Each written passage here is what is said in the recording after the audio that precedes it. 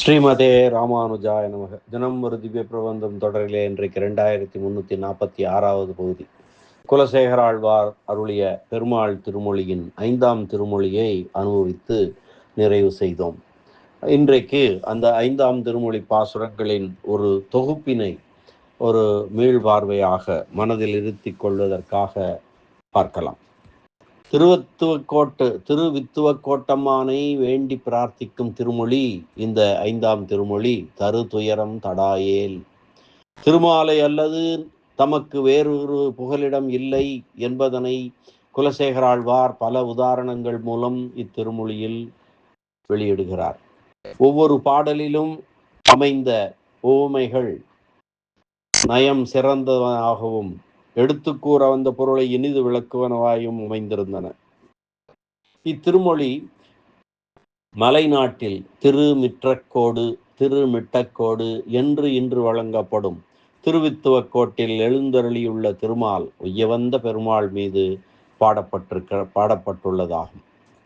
எல்லா வேதங்களுக்கும் சாரமான திருமந்திரத்தில் முக்கியமாக சொல்லப்பட்டது அனன்யார்க சேஷத்துவமேயாகும். அதாவது ஜீவாத்மாவானது பரமாத்மாவை தவிர வேறு எவருக்கும் அடிமைப்பட்டிருக்காதது என்னும் நினைவு, அந்த நினைவு இருக்க வேண்டும். இந்த நினைவுக்கு தடையாயிருப்பது எவை? நான், எனது என்பது. நான் என்று தேகத்தை ஆத்மாவாக நினைக்கக்கூடிய அகங்காரம், என்னது என்று தேகத்தை சேர்ந்த பொருள்களை என்னுடையது என்று நினைக்கும் மமகாரம். விஷ்ணு புராணம் சொன்னபடி ஆத்மாவல்லாத தேகத்தில் ஆத்மா என்ற புத்தியும், தனதல்லாத பொருளில் தன்னுடையது என்னும் புத்தியும் ஆக இந்த இரண்டும் சம்சாரமாகிற விஷமரத்தின் வளர்ச்சிக்கு உள்ள 2 வகையாயிருக்கும் விதைகளாகும். இது போன்ற பிரமாணங்கள் இந்த அகங்காரம் மமகாரங்கள் இரண்டையும் சம்சாரமாகிற விஷமரத்திற்கு விதை போல காரணமாயிருக்கின்றன என்று சொல்லுகின்றன. இவ்விரண்டும் எல்லா ஜீவர்களுக்கும் பொதுவாக இருந்த போதிலும் குலசேகரரை போன்ற அரசர்கள் அகங்கார மமகாரத்திற்கு மிகவும் வசப்படும் வகையில் இருப்பார்கள். நிலா, தென்றல், சந்தனம் போன்ற பொருட்கள் பிறருக்கு பயன்படுத்தப்படாத போது அவை எதற்காக உள்ளனவோ, எதற்காக படைக்கப்பட்டனவோ அந்த இயல்பே, அந்த ஸ்வரூபமே சித்திக்காது, பயனளிக்காது. அதுபோல ஜீவாத்மாவும் எம்பெருமானுக்கே ஆனது என்பதால் அகங்காரம் அபகாரங்களால் அதன் ஜீவாத்மாவின் ஸ்வரூபம் சித்திக்காமல் போய்விடும் அல்லவா? இப்படி ஜீவாத்மா பரமாத்மாவுக்கே ஏற்பட்டது என்பதற்கு பிரமாணம் உண்டோ என்றால், யஸ்யாஸ்மீன தமந்தரேமி என்று யஜுர்வேதம் சொல்லும். எவனுக்கு நான் தாசனாயிருக்கிறேனோ அவனை விட்டு வேறொருவனிடமும் செல்ல மாட்டேன் என்று ஜீவாத்மா பரமாத்மாவுக்கே ஆனவன் என்று ஓதிற்று வேதம். உலகிற்கெல்லாம் பதியாயிருப்பவனும் தனக்குத்தானே ஈஸ்வரனும் நித்தியமானவனும் பரிசுத்தமானவனும் அடியவர்களை நழுவ விடாதவனும் நாராயணனே என்று தைத்திரிய நாராயணவல்லி கூறும். பதிம் விஸ்வஸ்யாத்மேஸ்வரம் சாஸ்வதம் சிவமச்சுதம் நாராயணம். பதிம் விஸ்வஸ்யாத்மேஸ்வரம் சாஸ்வதம் சிவமச்சுதம் நாராயணம் என்று சொல்லும். இதன்படி பரமாத்மாவான நாராயணன் உலகனைத்துக்கும் சுவாமி. இப்படி ஜீவன் உடைமையாகவும் பரமன் பரமாத்மா உடையவனாகவும் இருக்கையாலே ஜீவனுக்கு தன் காரியத்தை தான் நிறைவேற்றிக் கொள்வதற்கு தகுதி இல்லை என்றும், பரமனுக்கே தன் உடைமையான ஜீவனின் காரியத்தை நடத்தி செல்ல உரிமை உண்டு என்றும் விளங்குகிறது. இப்படிப்பட்ட பிரமாணங்கள் ஜீவன் பரமனுக்கே ஆனவன் என்று சொன்னது பரமனுடைய அடியார்களுக்கும் ஆனவன் என்னும் நினைவாகிற பாகவத சேஷத்துவம் வரையில் சென்றால்தான் அது நிறைவடையும். இப்படிப்பட்ட நினைவு தனக்கு பிறந்திருந்த போதிலும் அதனுடைய பலனான பாகவத கைங்கரியத்தை எம்பெருமான் தனக்கு தரவில்லை என்று கண்டார் குலசேகரர். அதற்கு காரணம், அரசரான இவர் ராஜகாரியங்களை செய்கையாலே அதற்கு இப்போது நேரமில்லை என்றோ, நாம் அதற்குரிய நேரத்தில் செய்வோம் என்று பொறுத்திருந்தான் என்றோ, பாகவத கைங்கரியத்தை பெறுவதில் தமக்குள்ள துறைக்கு வேகத்திற்கு காரணமான ஈடுபாட்டை அறிபவனாகையாலே ஈடுபாடு முற்றினால் அதனை நிறைவேற்றுவோம் என்றோ பொறுத்திருந்தான் எம்பெருமான் என்று நினைத்தார். நம்மை போல அறிவும் சக்தியும் இல்லாதவனாய் இராமல் அவன் எம்பெருமான் எல்லாம் அறிந்தவனாயும் நினைத்ததை நிறைவேற்றவல்ல சர்வ சக்தி உடையவனாயும் இருந்த போதிலும் பொறுத்திருப்பதற்கு காரணம் நம்மிடம் சில குறைகள் இருப்பதாலேயே என்ற முடிவுக்கு வந்து, என் காரியத்தை நிறைவேற்றுவதற்கு என்னாலும் ஆகாது, என்னாலும் இயலாது, உன்னை தவிர மற்றவர்களாலும் ஆகாது. பாகவத கைங்கரியத்தை பெற வேண்டும் என்ற வேகத்தாலே துடிக்கிறேனே ஒழிய அதற்கு ஏதாவது சாதனத்தை செய்யவும் சாதனத்தை அனுஷ்டிக்கவும் சக்தி உடையவன் அல்லேன் என்று என்னும் விஷயத்தை தம்மால் ஒன்றும் இயலாதவையாயிருக்கும் சில பொருள்கள், கதியில்லாத சில பொருள்களை ஓமையாக காட்டி தாம் எம்பெருமானை தவிர வேறு கதியற்றவர் என்பதை திருவித்துவக்கோட்டு எம்பெருமான் திருவடிகளிலே விண்ணப்பம் செய்கிறார் குலசேகராழ்வார். இந்த 5ஆம் திருமொழி பாசுரங்களின் கருத்து தொகுப்பினை இப்பொழுது பார்க்கலாம். தரு துயரம் தடாயேல் என துவங்கும் முதல் பாசுரம். நறுமணம் கமழும் மலர்கள் நிறைந்த சோலைகளாலே சூழப்பட்ட திருவித்துவக்கோட்டில் எழுந்தருளி இருக்கின்ற தலைவனே, நீயே எனக்கு தந்த இத்துன்பத்தை நீயே களைந்திடாவிட்டாலும் உனது திருவடிகளே அன்று எனக்கு வேறு புகழ் இல்லை. பெற்ற தாயானவள் பெரும் கோபம் கொண்டதனால் தனது குழந்தையை வெறுத்து தள்ளினாலும் பின்பும் அந்த தாயினுடைய கருணையையே வேண்டி கதறி அழுகின்ற இளங்குழந்தையை போன்றேன் என்றேன் நான் என்கிறார் குலசேகராழ்வார் இந்த முதல் பாசுரத்திலே. கண்டார் இகழ்வனவே என துவங்கும் 2ஆம் பாசுரம்.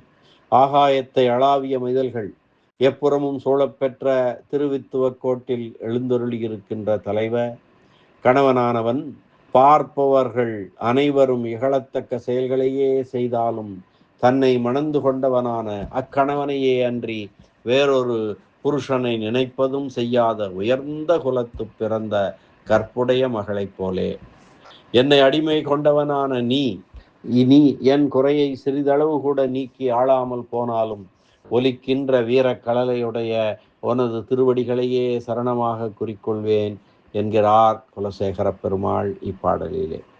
மீன் நோக்கும் நீள்வயல் என துவங்கும் 3ஆம் பாசுரம்.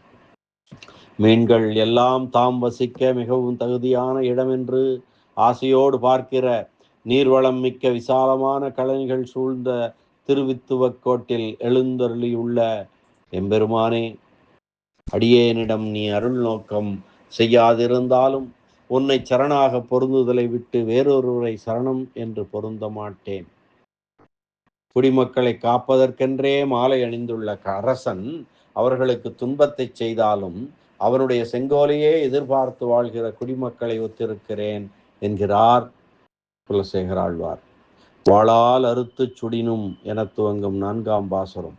வித்துவக்கோட்டம்மா ஒரு மருத்துவன் கத்தியை கொண்டு அறுத்தாலும் ஊசியை காய்ச்சி சூடு போடுதலும் ஆகிய அறுவை சிகிச்சைகளை செய்தாலும் அந்த மருத்துவரிடம் நீங்காத அன்புடைய நோயாளியைப் போல் உன் மாயையினால் நீ நீங்காத துன்பத்தை எனக்கு விளைவித்தாலும் உனது அடியவனான நான் அந்த அடிமைத்திறம் முழுவதும் வந்து எய்வதற்காக உன்னுடைய கருணையையே நோக்கி நிற்கிறேன் என்கிறார் ஆழ்வார். அடுத்து 5ஆம் பாசுரம். வெம்கண் திண்களிர் அடர்த்தாய் என துவங்குவது. பயங்கரமான கண்களை உடைய வலிய குவலையாபீடம் என்னும் யானையை கொன்றவனே, வித்துவக்கோட்டம்மானே, உன் இணையடிகளையே நான் புகலிடமாக அடைவதல்லால் வேறு யாரிடம் சென்று உய்வேன்? ஆலையெறிகின்ற கடலின் இடையிலே 4 திசைகளிலும் சென்று பார்த்து எங்கும் கரையை காணாமல் திரும்பி வந்து தான் முன்பு பொருந்திய மரக்கலத்தினுடைய பாய்மரத்தின் மீது சேர்கிற பெரியதொரு பறவையை ஒத்து நின்றேன் நான் என்கிறார் குலசேகரர். செந்தழலே வந்து அழலை செய்திடனும் என துவங்கும் 6ஆம் பாசுரம். திருவித்துவக்கோட்டில் எழுந்தருளி இருக்கும் எம்பெருமானே, செந்நிறமுடைய நெருப்பு தானாக அருகில் வந்து வெப்பத்தை அளித்தாலும் செந்தாமரைகள் வானத்தில் தோன்றுகிற வெவ்விய கிரணங்களையுடைய சூரியனுக்கு மலருமே அல்லது நெருப்புக்கு மலரமாட்டா. அனுபவித்தே தீர வேண்டியவையான கொடிய என் பாவங்களை தீர்த்து அருளாதொழிந்தாலும் உனது எல்லையற்ற உத்தம உயர்குணங்களே அல்லாமல் வேறொன்றுக்கும் நான் நெஞ்சு உருக மாட்டேன் என்கிறார். எத்தனையும் வான்மறந்த காலத்தும் என துவங்கும் 7ஆம் பாசுரம்.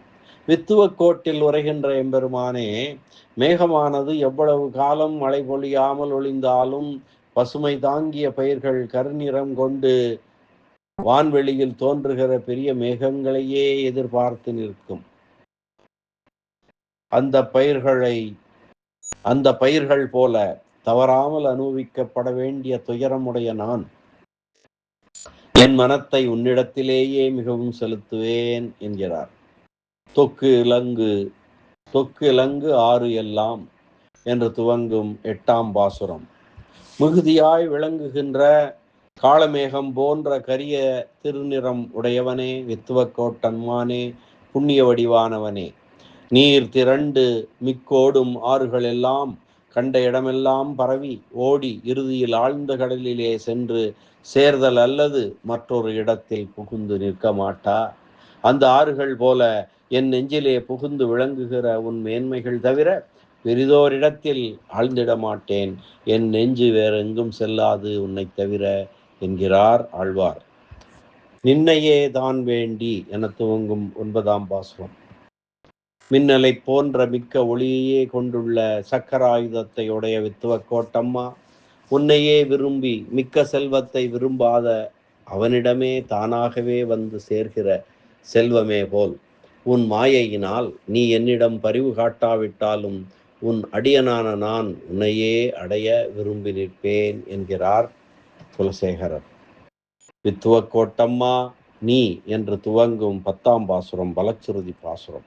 வித்துவக்கோட்டம்மா, நீ என்னை விரும்பாவிட்டாலும் வேறு யாரிடத்திலும் யான் போய் சரணடைய மாட்டேன் என்று தம் அளவிட முடியாத அகக்காதலை வெளியிட்டு அப்பெருமானது திருவடிகளிலேயே பற்று மிக கொண்டு வெற்றியை தரும் வேலாயுதத்தையும் சேனையும் உடையவரான குலசேகர பெருமாள் அருளி செய்த நல்ல தமிழ் பாடல்கள் 10ஐயும் ஓத வல்லவர்கள் கொடிய பாவங்கள் செய்திருந்தாலும் நரகத்தில் சேரமாட்டார்கள் என்று பலன் சொல்லி நிறைவு செய்கிறார் ஆழ்வார்.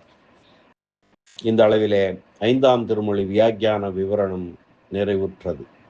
திருவித்துவக்கோட்டம்மான் உய்யவந்த பெருமாள் திருவடிகளே சரணம்.